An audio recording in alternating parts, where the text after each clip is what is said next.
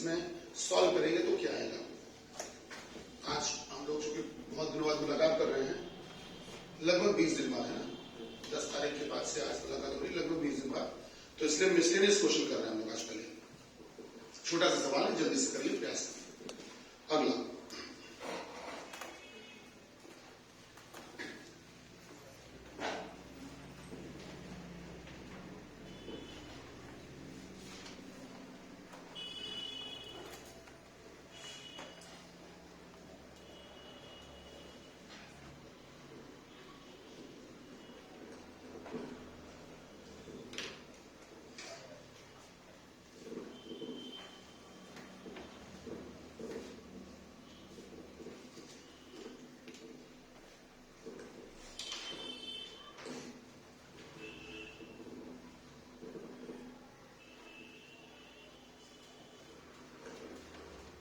इसमें आपको फिल करना है कि यहां पर रिक्त स्थान में क्या है।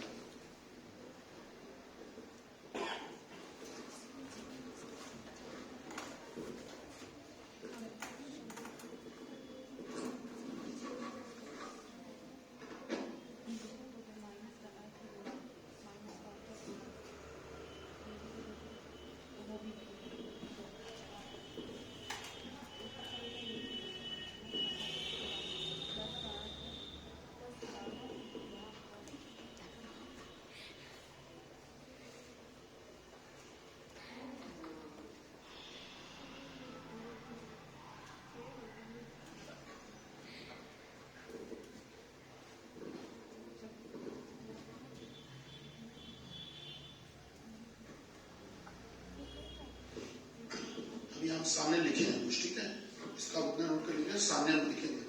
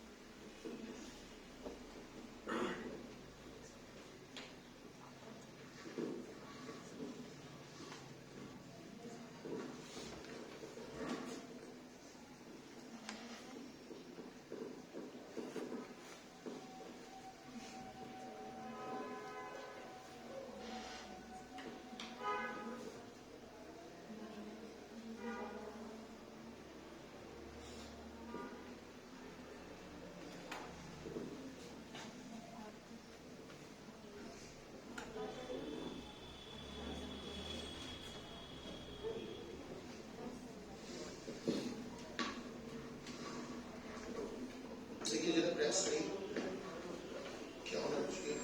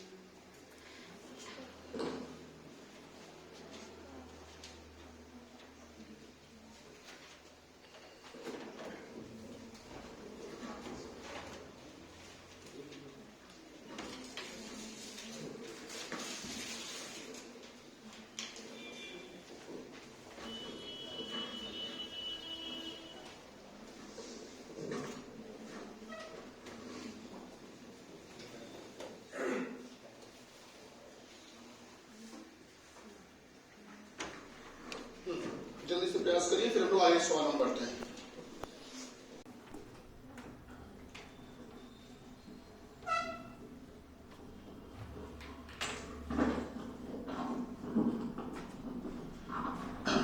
आज हम मिसलेनियस क्वेश्चन कराएंगे, ठीक है, और जो एग्जाम रिलेटेड होते हैं, आपने पेपरों में देखे होंगे बेटा इस तरह के क्वेश्चन।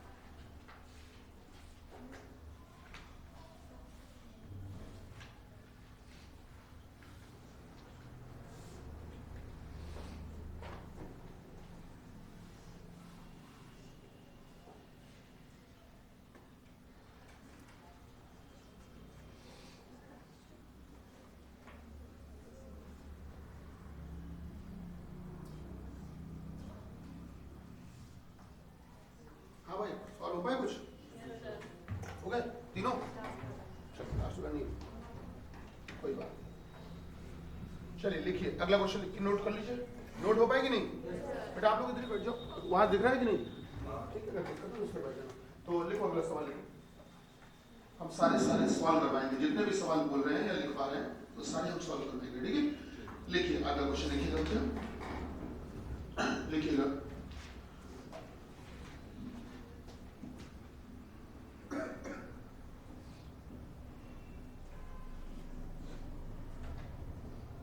दो सौ सत्तर बच्चों की एक पंक्ति में 270 बच्चों की एक पंक्ति में 270 बच्चों की एक पंक्ति में लड़के तथा लड़कियां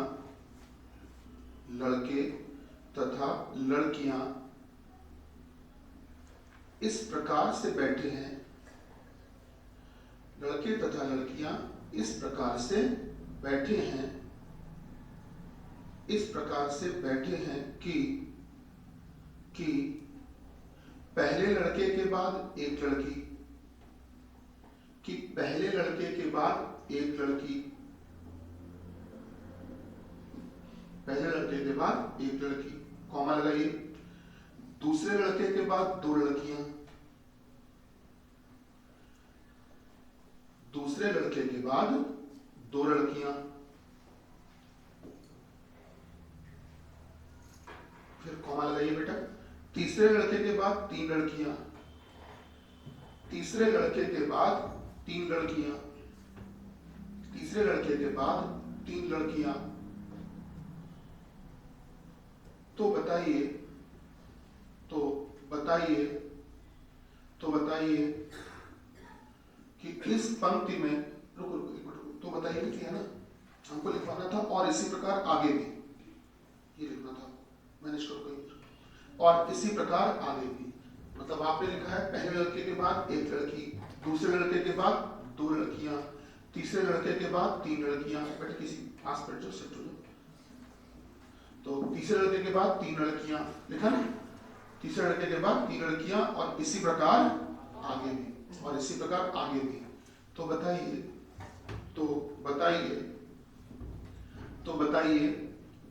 कि इस पंक्ति में,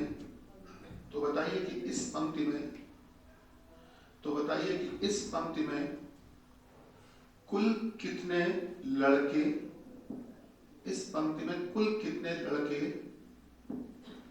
इस पंक्ति में कुल कितने लड़के और कुल कितनी लड़कियां बैठेंगी। तो बताइए कि इस पंक्ति में कुल कितने लड़के और कुल कितनी लड़कियां बैठेंगी। बेटा लिखा? ठीक है, अगला सवाल लिखो। 4 रुपए की 5, 4 रुपए में अगला लिखिए। देखो बेटा, यदि दिए गए शब्द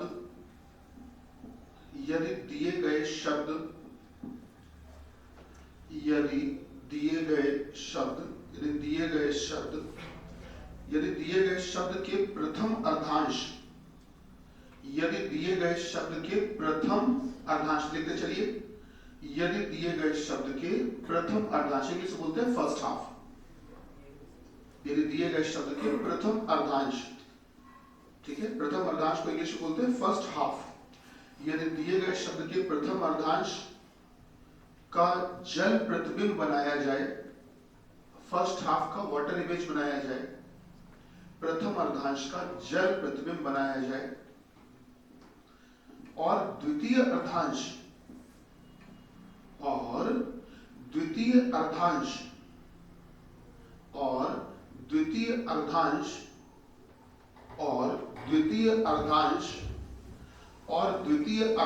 का दर्पण प्रतिबिंब बनाया जाए, और द्वितीय अर्धांश का दर्पण प्रतिबिंब बनाया जाए, और सेकंड हाफ का मिरर इमेज बनाया जाए, और द्वितीय अर्धांश का दर्पण प्रतिबिंब बनाया जाए, और द्वितीय अर्धांश का दर्पण प्रतिबिंब बनाया जाए, मिरर इमेज बनाया जाए, और उसके बाद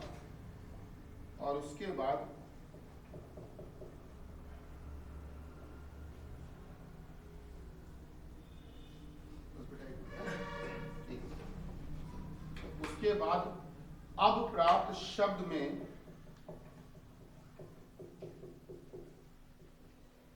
अप्राप्त शब्द में अप्राप्त शब्द में पहले तथा छठे अक्षर पहले तथा छठे अक्षर पहले तथा छठे अक्षर कॉमा लगाइए, दूसरे तथा सातवें अक्षर दूसरे तथा सातवें अक्षर कॉमा लगाइए, तीसरे तथा आठवें अक्षर तीसरे तथा आठवें अक्षर तीसरे तथा आठवें अक्षर और इसी प्रकार आगे भी और इसी प्रकार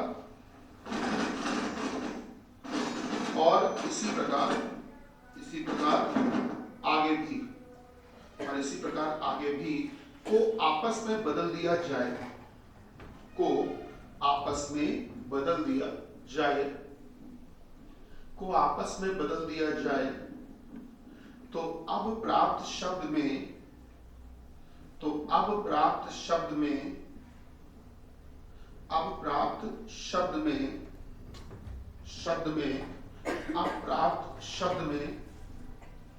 अब बेटा सामने देखकर लिखिएगा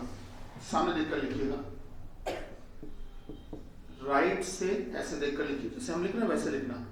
राइट से नौवें अक्षर के राइट सातवें अक्षर के लेफ्ट चौथे अक्षर के राइट तीसरे अक्षर के लेफ्ट दूसरा अक्षर।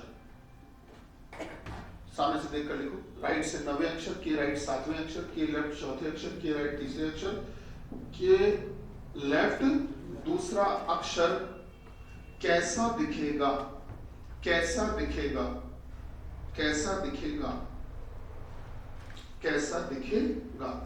अब आप एक शब्द नोट करिए, ये जो पूरा क्वेश्चन मैंने लिखवाया है ये एक वर्ड पर बेस्ड है ना, तो वो वर्ड भी तो चाहिए आपको, तो सर वो शब्द ये नोट कर लीजिए। कैपिटल लेटर में लिखना जैसे हम लिख रहे हैं बोल्ड लेटर्स में, इनको अपर केस भी बोला जाता है ना, इंग्लिश जो लोग पढ़ते हैं उनको बताएंगे। और स्पेलिंग देख लेना पूरी आखिरी तक, जल्दबाजी में तुम लोग एक अक्षर छोड़ दो हो सकता है, देख लेना हमने क्या शब्द लिखा है पूरा।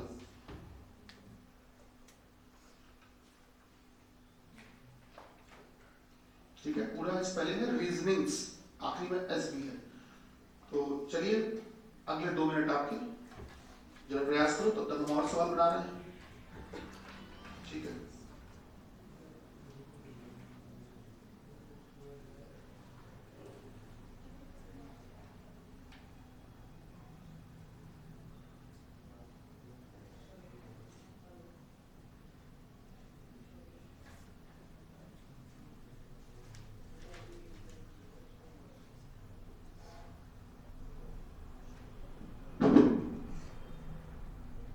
तीन सवाल ये हैं, एक मैंने चौथा बोला 270 बच्चों वाला, चौथे और पांचवा ये होगा मेरे ख्याल से। हाँ, बस सिंपल से 5 सवाल जल्दी से निपटा दो।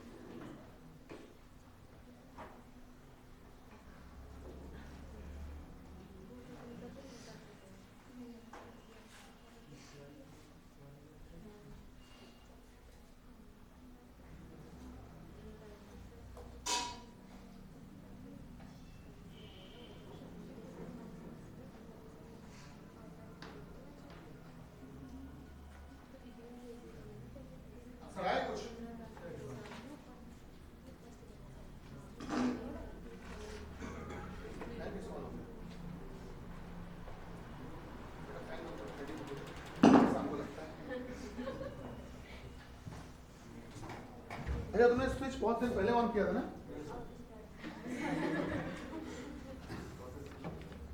सभी अलग ही अंदाज में चल रहे हैं। चलिए कोई बात नहीं, मेरे ख्याल से शुरू करते हैं, है ना? आइए इसी सवाल को क्वेश्चन नंबर 1 को देखते हैं। पहले आप लोग बताइए आंसर क्या है? 28 कितना है? -12 आया। कितना है? -12। -12 वाले कौन कौन है? 1 2 तुम्हारा नहीं आया लास्ट -12 और कोई?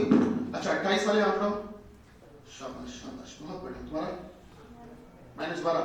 चलिए तो शुरू करते हैं, आइए देखते हैं। देखिए शब्दों का खेल है बहुत बड़ा। यहाँ पर जो बोला गया है, यदि माइनस का अर्थ है गुणा, फिर बोला गया है प्लस अर्थ है भाग का। इसमें शायद देखने वालों में से कुछ लोगों को ऐसा लग सकता होगा कि गुरुजी आपने यहाँ पर कोई निशान 2 बार लिख दिया, या कोई निशान ऐसा है जो उसमें भाषा गलत लिख दी है। ऐसा कंफ्यूजन कभी कभी होता है, ठीक है। मैं आपको बताऊं उसमें हकीकत ये है, सारा खेल शब्दों का है। हमेशा ध्यान रखना, आपको जिस निशान के साथ में का लिखा जाता है, का जिस साइन के साथ में का लिखा जाए, कि बोला जाए माइनस मीन्स दिस या प्लस मीन्स दिस, तो बेटा जिसके साथ में इंग्लिश में मीन्स लिखा होता है, ठीक है, या इम्प्लाइज फॉर लिखा होता है, तो कभी भी हमेशा ध्यान रखना जिसके निशान के साथ माइनस मतलब का लिखा हो, हमेशा उस निशान को हटाना और उसकी जगह दूसरा लगाना। इस वाली कहानी में देखो का किसके साथ लिखा है? का भाग के साथ, तो आपको भाग हटाना है, भाग की जगह ये लगाना है। इस कहानी में देखो का किसके साथ लिखा है? का मल्टीप्लाई के साथ, तो बेटा आपको ये हटाना और वो लगाना है। अच्छा इसमें देखो का किसके साथ लिखा है? का एडिशन के साथ, तो बेटा प्लस हटाना, ये लगाना है। आमतौर पे जो पहले पुराने जमाने के बच्चों टाइप के सवाल आते थे, वो कैसे आते थे? उसमें ये होता था, उसमें लोगों ने रट लिया था कि गुरुजी आगे वाला निशान हटा दो, पीछे वाला लगा दो, ये निशान हटा के इसकी जगह ये लगाओ, इसकी जगह ये लगाओ, ऐसा लोग करते थे। लेकिन अब चीजें ऐसी नहीं आ रही हैं। अब वो क्या कर रहे हैं कि सर भाषा में बदलाव कर दे रहे हैं। अच्छा एक बात बताओ, मैंने आपसे कहा ए बी का भाई है और ए का भाई बी है, क्या कोई अंतर है क्या? फिर से सुनो ध्यान से, ए बी का भाई है, ए बी का भाई है, ठीक। और दूसरी बात है ए का भाई बी है, अंतर है कि नहीं? पहले वाले में क्या बोला? ए बी का भाई है, बाद में क्या बोला? ए का भाई बी है। तो सर इस का से तो मतलब खेल बदल गया ना। पहले ए बी का भाई है, बाद में क्या बोला? ए का भाई बी है, मतलब मीनिंग चेंज हो रहा है सर। तो वही चीजें यहाँ पर है सर, वही चीजें यहाँ पर है कि सर ये जो का होता है इससे बहुत बड़ा फर्क पड़ता है। तो आप भाषा को समझिए, तो आपको करना क्या होता है कि जिस निशान के साथ में का लिखा हो उसको हटाकर उस रिप्लेस करके दूसरा निशान लगाना होता है। चलिए काम समझ में आ गया। अब ये देखो जो इक्वेशन दिया गया समीकरण, तो बेटा आपको माइनस हटाना है। अब देखो माइनस के साथ में का लिखा हो, तो माइनस के साथ में जब का लिखा था तो माइनस का अर्थ क्या होता था? तो बेटा इस माइनस की जगह निशान लगेगा मल्टीप्लाई, मतलब 180 गुणे 6, ठीक है। अच्छा अब प्लस, अब देखो प्लस के साथ में कहीं पर का लिखा है, का प्लस के साथ में का था, तो प्लस का अर्थ क्या होता था? डिवाइड भाग। तो आप यहां लगा दीजिए बेटा डिवाइड भाग 54। अब मल्टीप्लाई, देखो मल्टीप्लाई का अर्थ क्या है? मल्टीप्लाई को हटाओ तो क्या लगाओ? मल्टीप्लाई, गुणे को हटाए तो क्या लगाए? माइनस। बेटा यहां लगा दो माइनस 12, सही बात है 12। अब भाग का अर्थ, तो भाग को हटाना है तो क्या लगाना है? तो भाग का अर्थ क्या है बेटा? प्लस, तो आपको भाग की जगह लगाना है प्लस। अगर ये बात समझ में नहीं आई हो तो मैं एक बार दोबारा से बताऊं, क्लियर है? ये निशान हटाने वाली बात क्लियर हुई भैया? सिंपल सी बात बेटा, जिसके साथ में का लिखा उसको हटाओ, अगला निशान लगा दो जो दिया गया है। तो चलो इसको सॉल्व करते हैं। अब हमको बेटा BODMAS भी तो कभी सिखाया गया था, BODMAS भी तो सिखाया गया था। तो BODMAS क्या कहता है? BODMAS ये कहता है बेटा, BODMAS ये कहता है हमसे कि सबसे पहले हमको वार मतलब रेखी कोष्टक इस्तेमाल करना होता है, रेखी, है ना। हालांकि अब इसका इस्तेमाल कम होता है लगभग, तो लोग यहीं से BODMAS को शुरू करते हैं, बट जो एक्चुअल स्पेलिंग होती है BODMAS की वो V से शुरू होती है, V BODMAS होता है, ठीक है। तो बेटा B मतलब होता है ब्रैकेट, सबको पता है, वो मतलब ऑफ मतलब का, division, then multiplication, then addition, then subtraction. चलो कोई बात नहीं, ये तो बचपन की चीजें हैं। यहाँ पे आते हैं बेटा, तो सबसे पहला काम भाग देना है। तो भाग देंगे 6 में 54 का भाग देंगे तो एक काम करते 1/9 आ जाएगा, तो 1/9 और फिर गुणा करना है। तो 180 में अगर आप बेटा 180 में 1/9 का गुणा करते हो तो 9 से काटोगे 20, यही तो आएगा। तो आपने कहा कि गुरुजी इन तीनों का फैसला क्या आया 20। अब 20 में से 12 घटा दो, 20 में से 12 घटाओ 8 और 8 में 20 जोड़ दो, कितना आया 28। शाबाश, चलिए आगे बढ़े। अब यहां पे आ जाओ बेटा, यहां पे आ जाओ, यहां पे आ जाओ, क्या कहा गया। अब अगर आप नोटिस करो तो इस सी के बाद क्या लिखा है डी, इस सी के बाद क्या लिखा है डी, सही बात है। तो जाहिर सी बात है इसका मतलब सी के बाद डी लिखना है, तो इस सी के बाद भी क्या लिखोगे बोलो डी लिखोगे। अच्छा इस डी के पहले क्या लिखोगे सी। अब आप ये देखो कि यहाँ पर देखिए, वैसे जब से मैंने शुरू किया ये तरीका बेहतर नहीं होता है, ये सही तरीका नहीं होता है, तो मैंने सीधे आंसर बताना शुरू कर दिया आपको इस वाले क्वेश्चन में। सही तरीका यहाँ से शुरुआत होती है कि ये गिना जाता है कि टोटल कैरेक्टर हैं कितने, आपको गिनना है कि टोटल एलिमेंट्स हैं कितने। तो जैसे 1 2 3 4 ये रिक्त स्थान भी गिने जाते हैं, 1 2 3 4 5 6 7 कितने हैं टोटल बेटा, कितने हैं यू नो 16। अगर 16 है तो आप ये देखो कि 16 को अगर छोटे छोटे टुकड़ों में बांटे बराबर टुकड़ों में, तो भाई 3 के टुकड़े तो बट नहीं पाएंगे, 4 के बटेंगे। तो इसका मतलब है बेटा कि हम लोग 4 के टुकड़ों में इसको बांट सकते हैं। क्या मेरी बात सही बच्चा, 4 के टुकड़ों में इसको बांट सकते हैं। अब हमने कहा कि कोई भी एक कॉम्पोजिशन हमको पता चल जाए काम बन जाएगा, तो कोई भी एक कॉम्पोजिशन हमको पता कैसे चलेगा, तो गौर करना कोई भी 4 का एक सेट मिल जाए हमको, जैसा यहाँ होगा वैसे यहाँ होगा, वैसे यहाँ सब जगह सेम होगा।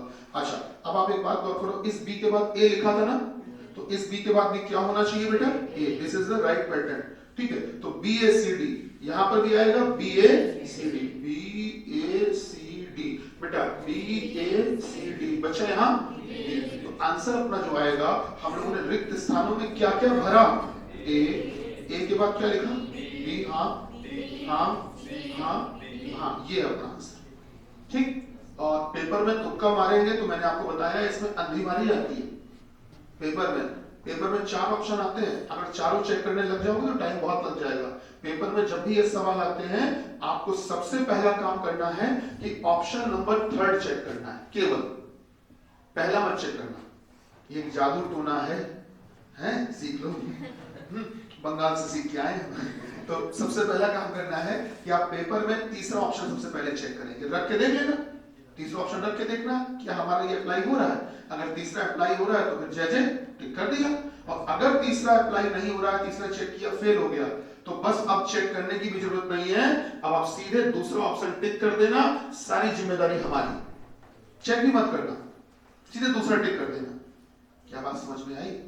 पेपर में ऐसे तो टाइम बचाना, एग्जामिनर ये जानना चाहता है कि तुमने पिछले पेपरों से क्या सीखा, और अगर तुम जीवन में पहली बार पेपर देने जा रहे हो तो तुमने कोई रणनीति वगैरह बनाई भी है कि नहीं, कि बस फॉर्म भरा पेपर देने चले आए। तो रणनीति क्या होती है, रणनीति होती है कि जो प्रीवियस पेपर हुए हैं वो मार्केट में बिकते हैं, सबको पता, ऑनलाइन भी मिलते हैं, तो उनसे आपने उनको लगाया है कि ऐसे चले आए हो, और अगर वो आप लगाओगे तभी आप जान पाओगे कि हाँ ये मेथड रिपीट होता है, ये सच्चाई है कि ऐसा होता है। बात समझ रहे हैं, एग्जामिनर बस वही जानना चाहता है आपसे। तो आपने क्या किया, सबसे पहले 3rd ऑप्शन रख के देखा, अगर फिट हो गया तो बहुत बढ़िया, और अगर 3rd फिट नहीं हुआ तो अब हमको पता है आंसर क्या है, अब हम चेक भी नहीं करेंगे, सीधे किसको टिक कर देंगे 2nd। बस 1st और 4th के जो चांसेस होते हैं वो बहुत ज्यादा 5% होते हैं पेपर में, ना के बराबर आते ही नहीं, 1st 4th होता ही नहीं, ये प्रोबेबली ऐसा पाया जाता है, ठीक है। पर ये जो मैं बता रहा हूँ ये जुगाड़ है, ये मत सोचना कोई नियम है, जुगाड़ है। आइए यहाँ पे आते हैं, सर 486 का अर्थ है 385, आइए देखते क्या चल रहा है सर ये। अब मन में तो मेरे ये आया कि गुरुजी 4 में 1 कम किया 3, 6 में 1 कम किया 5, और 8 को वैसा ही लिख दिया। फिर बोला 2 9 5 का अर्थ है, तो 2 को वैसा ही लिख दिया। फिर 9 में देखा जाए 6 कम किया, 5 में क्या कम किया 4। कुछ लॉजिक ही नहीं समझ में आ रहा है, कुछ लॉजिक ही नहीं समझ में आ रहा है। तो फिर एक लॉजिक आया कि सर अगर नहीं समझ में आ रहा है तो क्या बनना होगा। अब आप करेंगे क्या, जो 486 लिखा है 486, अब आप ये देखो 4 के बाद में अभाज्य संख्या प्राइम नंबर कौन सा आता है, 4 से शुरू करो, और जो भी तुम्हें अभाज्य संख्या पास में मिल जाए बस वो ले लो। तो 4 के बाद बताओ, 4 के ठीक बाद में 5 होता है, क्या 5 एक प्राइम नंबर होता है अभाज्य संख्या? क्यों, अभाज्य संख्या मालूम है कि नहीं? नहीं पता है, पता है? 4 के ठीक बाद में अभाज्य संख्या कौन सी? 5। अच्छा 8 से आगे बढ़ो, 8 से आगे बढ़ो, 8 के बाद 9 होता है, बेकार है, 9 अभाज्य संख्या नहीं होती, क्या होती बेटा? 11। भाई 8 के बाद में 9 बेकार, 10 बेकार, फिर सीधे 11। ठीक बेटा 6 के बाद आगे बढ़ो, 6 के बाद आगे बढ़ो 7। क्या 7 एक अभाज्य संख्या होती है? सर होती है। गुणा कर दो, आंसर आते हैं। गुणा करके देखो, 5 × 11 × 7 चेक करना, 385 है। ठीक 295, 295। चलो शुरू हो जाओ, बताओ 2 के बाद, अब धीमे धीमे आगे बढ़ो, 2 के आगे बढ़ो 3। क्या 3 एक अभाज्य संख्या होती है? हाँ सर होती है, हमारे काम की है। सर 9 के आगे बढ़ो, 9 के आगे फिर सीधे 11 ही मिलेगा प्राइम नंबर 11। अच्छा 5 के आगे बढ़ो, 7 अभाज्य संख्या होगी, गुणा कर दो, चेक करना बच्चा, यही आएगा जो लिखा हुआ है 231। क्या बात थोड़ी बहुत पल्ले पड़ी? ठीक 15 का हो जाएगा 15। तो बेटा 1 के बाद बताओ बच्चा, 1 के बाद अभाज्य संख्या 1 के बाद 2। हाँ ध्यान रखना 2, और 2 पहली अभाज्य संख्या होती है, फर्स्ट प्राइम नंबर है ना, और साथ ही साथ 2 एक इकलौती ऐसी अभाज्य संख्या होती है जो सम इवन भी होती है, सम भी होती है। बात सही है? तो बेटा 1 के बाद अभाज्य संख्या बोलो 2, 5 के बाद 7, गुणा करो, क्या 14 सही लिखा बेटा? 214। चलो 347, आंसर आप लोग बताओगे। 275, ठीक है 275 लिख दिया हमने। मेरे ख्याल से आपने गुणा किसका किसका किसका किया, बोलो बेटा? 5 × 5 × 11, यही है ना बेटा?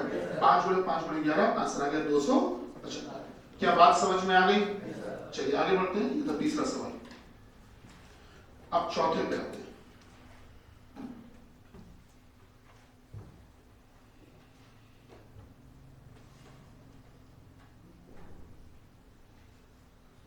ठीक है चलिए आगे बढ़ते हैं, चौथे सवाल पे आते हैं बेटा। वो शायद वो है 270 बच्चों वाला। हाँ 270 बच्चों की पंक्ति में लड़के और लड़कियां इस प्रकार से हैं कि पहले लड़के के बाद एक लड़की बैठी है, दूसरे लड़के के बाद 2 लड़कियां। हाँ भाई कोई आंसर बताना चाहेगा?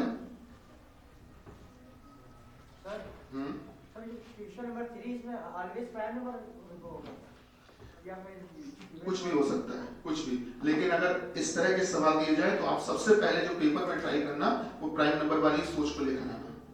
समझ रहे? प्राइम नंबर इसलिए क्योंकि नए पैटर्न में चल रहा है, नए ट्रेंड में चल रहा है, और प्राइम के बाद में आपको जो अगली कोशिश करनी वो क्या करनी, सबसे पहले प्राइम नंबर, वैसे अभाज्य संख्या। अगर अभाज्य वाला लॉजिक मालूम नहीं लग पाता है पेपर में, सुनो मैं आप लोग को इसके माध्यम से 3 सवाल बता रहा हूँ। 3 सबसे पहले अभाज्य संख्या देखना है कि इस अंक के बाद अगली अभाज्य संख्या क्या, इसके बाद अगली क्या, इसके बाद अगली क्या। सबसे पहले ये ट्राई करना, अगर हो जाता है तो बहुत बढ़िया, नहीं हो पाता है तो फिर आप देखना सम इवन। जैसे क्या दिया होता है, यहाँ क्या था 400, कितना लिखा था 486, तो आपको देखना है 4 के बाद अगली सम संख्या, 4 के बाद अगला इवन नंबर, 4 के बाद अगली सम 6, 8 के बाद अगली सम संख्या बोलो 10, 6 के बाद अगली सम संख्या 8। फिर आप ये ट्राई करना, अगर ये फेल हो जाए तो फिर आपको सम के बाद क्या देखना है बेटा, विषम ऑड देखना है, ऑड देखना है। ठीक है, ये 3 सवाल होते हैं, लेकिन इनमें सबसे पहले आपकी कोशिश ये वाली रहेगी। ठीक है, आप सबसे पहले ये ट्राई करना। ठीक, तो ये 3 इस तरह के नए सवाल आपको पता होने चाहिए, ये नए पैटर्न में चल रहा है। चलिए अब आगे बढ़े बेटा, अब हम लोग आगे चलते हैं।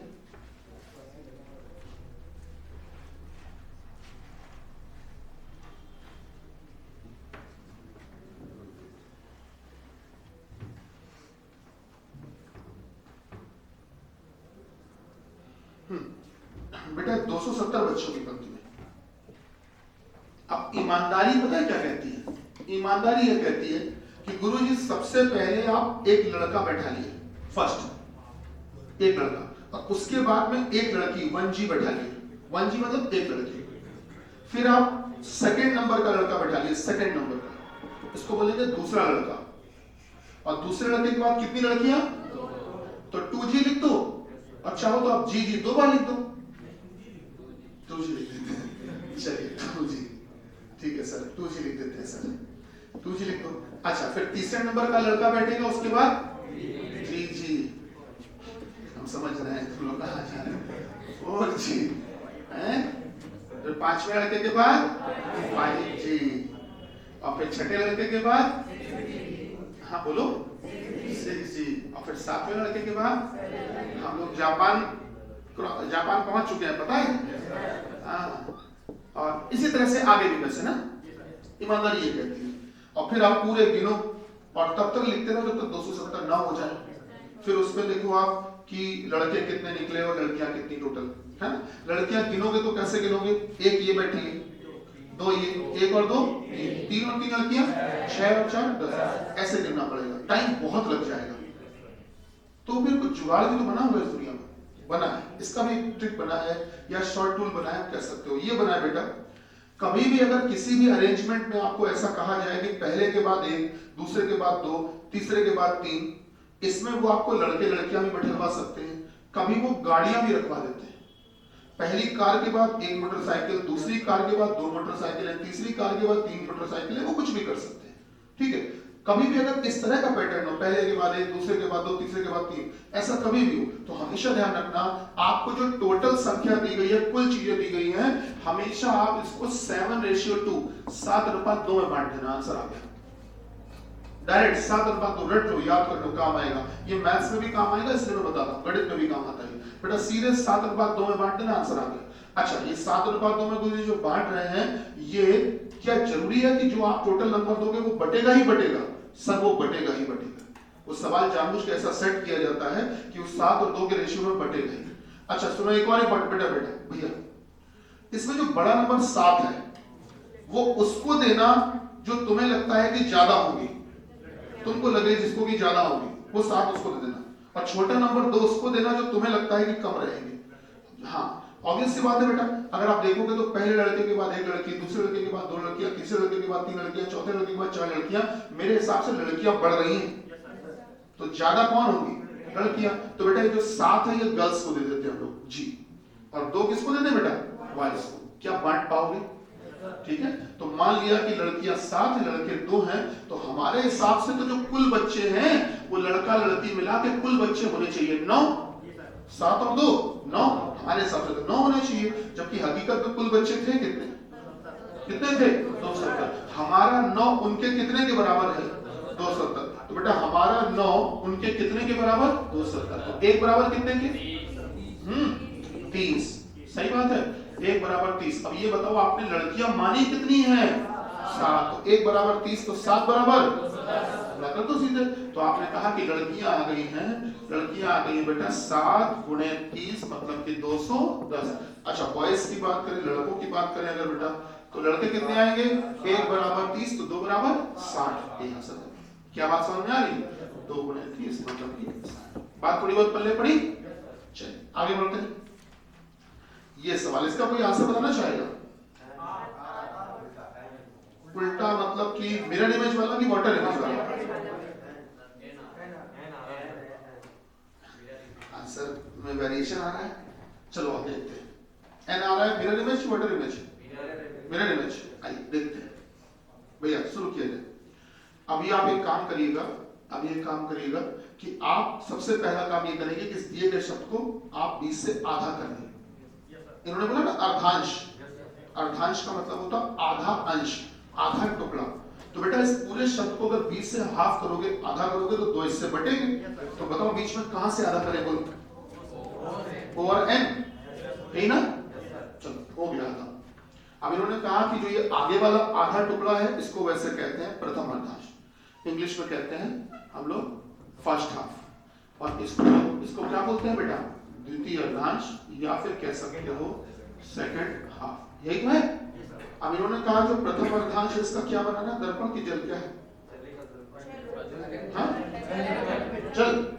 इसका बनाना है वाटर इमेज, जल प्रतिबिंब। अच्छा इसका दर्पण मिरर इमेज, ऐसे ही तो है। चलो बना लेंगे, वो बात की बात है, बना लेंगे हम, कोई दिक्कत नहीं, ठीक है, वो बात की बात है, उससे कोई मतलब नहीं। इन्होंने कहा सबसे पहले इसका जल प्रतिबिंब बनाओ, इसका दर्पण प्रतिबिंब बनाओ। चलो बनाएंगे। उसके बाद कहा कि अब जो शब्द आया है, नया शब्द आया है, उस शब्द में क्या करना है? उस शब्द में ये करना है, इन्होंने कहा कि पहले तथा, बोलो बेटा पहले तथा छठे अक्षर, फिर दूसरे तथा तीसरे तथा जैसे इसी प्रकार। एक बात मुझे बताओ बेटा, ये जो 1 था, 1 से 2, 2 से 3, 3 से 4, 4 से 5, क्या ये एक एक करके बढ़ रहा है कि नहीं बढ़ रहा है? इधर बताओ, 6 से 7, 7 से 8, 8 से 9, 9 से 10 का ये भी बढ़ रहा है कि नहीं बढ़ रहा है? बेटा जब दोनों तरफ प्लस प्लस प्लस हो रहा होता है, जब दोनों तरफ प्लस प्लस प्लस हो रहा होता है, तो सीधा सा तरीका होता है कि जो पीछे वाला टुकड़ा है वो उठ के आगे आ जाता है, जो आगे वाला टुकड़ा है वो पीछे चला जाता है। हो गया बदलाव। पीछे वाला टुकड़ा उठ के आगे आ जाए, आगे वाला उठ के पीछे चला जाए, हो गया बदलाव। आइए टाइम बचाते हैं। तो बेटा पीछे वाला टुकड़ा आगे ले आओ, NINGS R बेटा ई, हाँ हाँ, इतना काम कर लिया। चलिए इतना काम कर लिया। अभी भी हमने कुछ वो नहीं किया कि प्रतिबिंब बनाने बैठ गए। इतना समय किसके पास है कि हम सबका प्रतिबिंब बनाते घूमें? तो टाइम ही कहाँ हमारे पास, टाइम बचाना पेपर में। चलिए ये शब्द आ गया। अब इस शब्द में आपको क्या करना है? इस शब्द में करना है ये काम, ये काम राइट से 9 के राइट साथ में, यही तो करना है। अच्छा, तो इसको लिखने का तरीका क्या होता है? लिखने का जो तरीका है, जो लेटरल मैंने लिखा है ऐसे नहीं, इसको वर्टिकली लिखा जाता है। दैट इज राइट से 9 के राइट 7, सही बात है। दाएं से 9 के दाएं 7वें, के बाएं चौथे, के दाएं तीसरे, के बाएं दूसरा, यही तो होता है। तरीका क्या होगा समझना बेटा। सबसे पहले ऊपर के 2 लोगों को लिया जाता है, ऊपर के 2 लोगों को हमेशा, सबसे पहले ऊपर के 2 लोगों को लिया, हमेशा ध्यान रखना भैया। इधर देखो बेटा, इधर राइट राइट, दिशाएं एक जैसे, हाँ बिल्कुल। जब भी दिशाएं एक जैसी हो तो माइनस कर देते हैं, घटा देते हैं। ध्यान रखना ये नियम क्या होता है, एक छोटा सा टूल होता है कि अगर दिशाएं एक जैसी हो तो आपस में घटा देते हैं। When directions are same then they are subjected to each other। और जब भी दिशाएं अलग अलग होती हैं बेटा, बोलो, तो आपस में जोड़ देते हैं। याद रहेगा? जोड़ देते हैं, ठीक है। अब सबसे पहले ऊपर के 2 लोगों को लो, राइट राइट, दिशाएं एक जैसी हैं तो क्या करें? घटा दें। 9 में 7 गया तो अब ध्यान रखना, हाँ 2, अब गौर करना, चाहे घटाना पड़े चाहे जोड़ना पड़े, घटाने जोड़ने के बाद जो भी आएगा उसको वहां से गिनते हैं जो दिशा दोनों में ऊपर है, जो दिशा दोनों में ऊपर है। अब आप बताइए राइट राइट, 9 में 7 गया 2, कहां से 2? राइट से, क्योंकि बेटा इन दोनों में ऊपर क्या है बच्चा? राइट। तो इन दोनों को हटाओ, इनका फैसला क्या लिखोगे बोलो? राइट से। बेटा लिख दिया। अब बच्चा इसको लो और अगले को लो, फिर से 2 का ही जोड़ा बनाओगे, जोड़ा 2 का ही बनेगा। राइट लेफ्ट, दिशाएं अलग अलग, अलग अलग है तो क्या करें? क्या करें? जोड़ देंगे। 2 और 4 6, कहां से? इन दोनों में बेटा ऊपर कौन है? राइट। तो इन दोनों का फैसला क्या आया बेटा? चलो लिख दिया मैंने आपके हिसाब से राइट से 6। बच्चा इसको लो और अगले को लो, हाँ राइट से 3, ठीक है सर, राइट से 3 आ गया, ठीक है राइट से 3। अब इसको लो और अगले को लो, राइट से 5। तो आखिरकार जो फैसला आया वो क्या है? राइट से 5वां आया, ठीक। दाएं से 5वां। अब आप दाएं तरफ से मतलब इधर से गिरो, दाएं से मतलब इधर से गिरो, 1 2 3 4 5, ये आएगा। अब आंसर अभी नहीं आया ना, आंसर क्यों नहीं आया?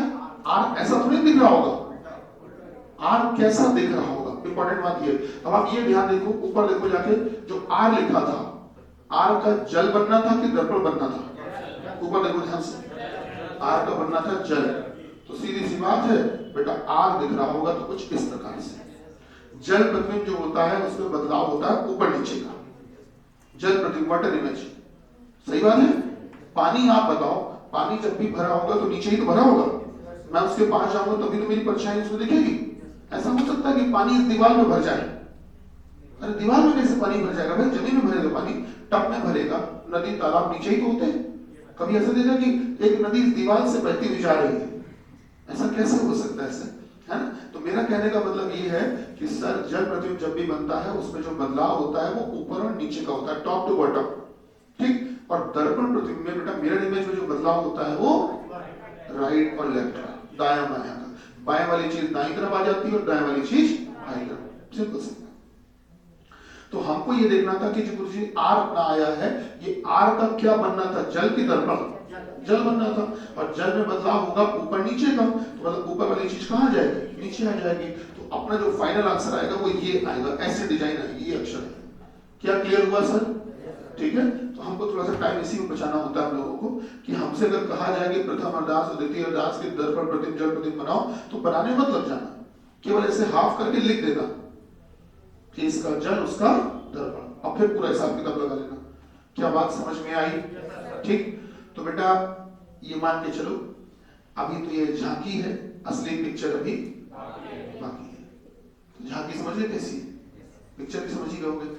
हमने इस प्लीजेंट टाइम को, देखो सर्दी का समय था, सर्दी में कहीं आ जा सकते नहीं, इतनी ठंडी पड़ी बीच में, है ना।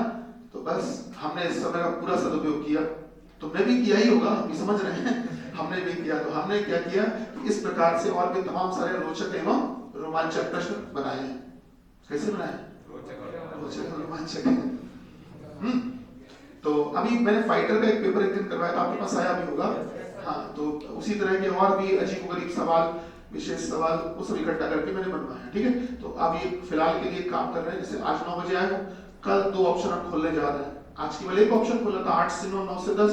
तो 8 बजे केवल 3 ये बेटियां और एक भैया, वो 4 लोग आए थे केवल। सर्दी बहुत थी, मैं समझ रहा था। तो कल एक 9 बजे और शाम 6 बजे 2 टाइम है। तो जिसको जिसमें सुविधा हो, अगर तुमको सुबह 9 बजे दिक्कत हो तो शाम को 6 बजे आ जाना कल। ठीक है, अभी फिलहाल मैं 1-2 दिन के लिए यही कर रहा हूँ कि 2 बैच शुरू कर रहा हूँ। और फिर जैसे ही हम लोग का 2-4 दिन बाद चीजें रूटीन में आती है, तो जो जिस बैच में आता था वो उसी बैच में आएगा। सिलेबस जहां पर रुका था उसी के आगे बढ़ेगा, समझ लो। और आपके आई कार्ड को भी उसी के आगे बढ़ाया जाएगा। ये बीच चीज का कोई दिन नहीं माना जाएगा, सब खत्म। मतलब ये दिन आपके आई कार्ड में ये पूरी तरह से बढ़ाए जाएंगे। मेरी बात समझ रहे हो? मतलब आप आए नहीं, हमने पढ़ाया नहीं, तो दिन काहे गए? सीधी सी बात है। तो दिन आपके उसी के आगे चलेंगे जहां पे हम लोग रुके थे। ठीक, चल तो मिलते हैं हम लोग कल की क्लास में। तो 2 टाइम रहेंगे, सुबह 9 और शाम को 6, जिसको जिसमें सुविधा हो आप उसमें आइए। ठीक है, चलिए, okay, thank you so much. Bharat माता की जय।